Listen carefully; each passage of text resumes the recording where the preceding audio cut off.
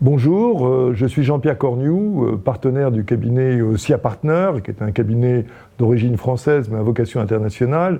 Nous sommes présents dans de nombreux pays, de l'Asie aux États-Unis. Nous travaillons depuis la naissance du cabinet sur la transformation de la société avec ces profonds vecteurs de transformation que sont l'énergie, la mobilité et évidemment le numérique. Et de fait, la convergence de ces vecteurs de transformation sur la ville et sur le bâtiment sont des thèmes qui nous ont beaucoup intéressés. On travaille beaucoup avec les acteurs sociaux dans ce champ-là.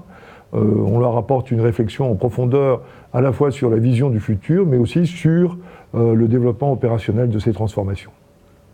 Les universités d'été de la SBA marquent un vrai souci de travail collaboratif entre les acteurs de la filière. Il est évident que le bâtiment est resté, et on l'a vu ce matin, encore assez conservateur dans son approche, dans sa manière de considérer la révolution numérique, la révolution énergétique.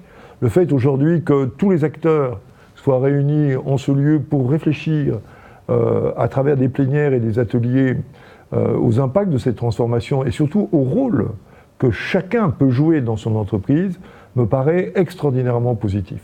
Il est véritablement temps de tourner la page d'une vision un peu conservatrice du secteur du bâtiment et de considérer que, compte tenu de sa place dans l'économie globale, il peut jouer un rôle extrêmement moteur dans la transformation numérique et écologique de la société. Je suis absolument convaincu que les questions qui paraissaient incongrues il y a encore quelques années vont devenir une exigence absolue. Aujourd'hui, réfléchir à la transformation climatique des bâtiments, à leur rôle à la fois comme lieu de consommation, mais aussi comme lieu de radiation énergétique, va conduire tous les acteurs de la filière à réfléchir de façon systémique. Il ne s'agit pas simplement d'améliorer le confort individuel, il faut réfléchir à l'impact du bâtiment sur la cité, sur la manière dont les gens travaillent, se déplacent, se distraient.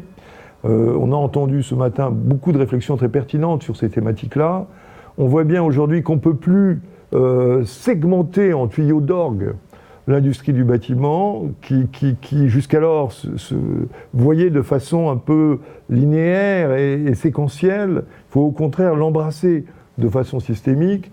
J'ai vraiment la conviction que cette exigence va s'emparer de tous les acteurs et que l'on va enfin faire le lien entre l'innovation en termes de systèmes de bâtiments, leur exploitation, la vie des gens qui sont dedans, soit qui travaillent ou qui vivent, l'énergie, les transports, la communication, l'information. Tous ces éléments qui étaient jusqu'alors disparates vont converger. On en a absolument besoin. On a besoin d'une vision systémique de la ville et du bâtiment intelligent. Quand on parle de système, évidemment, ce qui est intéressant, c'est de voir que chacun des composants du système évolue, se transforme. Ce qui me paraît absolument intéressant, et quand on voit les allées des stands, c'est l'implantation massive de l'électronique dans le bâtiment. On assiste, avec un peu de retard par rapport à l'automobile, à cette colonisation des outils de capture, de traitement de l'information et de restitution de l'information dans le bâtiment pour prendre des décisions plus intelligentes. Et il me paraît aujourd'hui essentiel de voir, par exemple, que sur un sujet aussi trivial que la consommation électrique, on est très peu documenté. On reçoit une facture une fois par an et c'est beaucoup trop tard pour agir. Ce qui est important aujourd'hui, c'est passer du mode réactif au mode proactif. Pour ça, il faut mobiliser de l'information, de l'intelligence, comprendre les interactions et faire en sorte que, entre les capteurs ordinaires sur une porte, un système d'alarme, un système de gestion énergétique et globalement l'ensemble des réseaux, il se crée des liens qui nous permettent de vivre mieux dans un contexte climatique qui va être tendu, d'utiliser moins de ressources naturelles et d'avoir un confort individuel et une fluidité de la ville beaucoup plus efficace.